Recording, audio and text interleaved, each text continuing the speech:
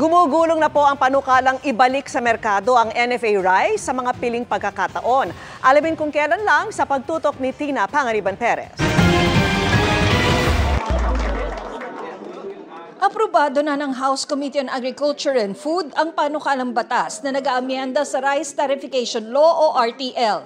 Kasama sa mga amyenda ang pagbabalik sa National Food Authority o NFA ng kapangyarihang magbenta ng bigas sa mga palengke at sa piling pagkakataon mag-angkat ng bigas. Kung saan meron din mga nakikitang mga pagkakamali sa merkado, they have the power to enter para mabagsak po natin yung presyo. Preferably, there should be an emergency. Yung purpose ng NFA dito is to stabilize.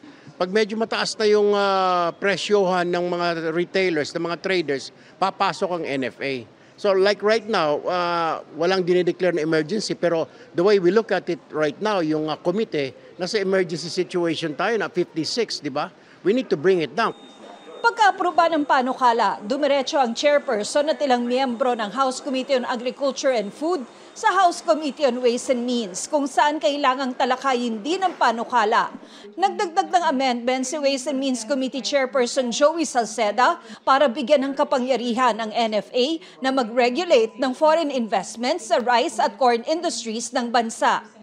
Daraan pa ang panukala sa House Committee on Appropriations. Pero ayon kay ACT-CIS Representative Erwin Tulfo, baka raw mahirapang makalusot ito sa Senado dahil diskumpiyadong ilang senador sa NFA na nasangkot na sa ilang kontrobersiya. Kinuna namin ang panig ang liderato ng Senado pero wala pa silang tugon. Para sa GMA Integrated News, Tina Pangariban Perez, nakatutok, 24 oras.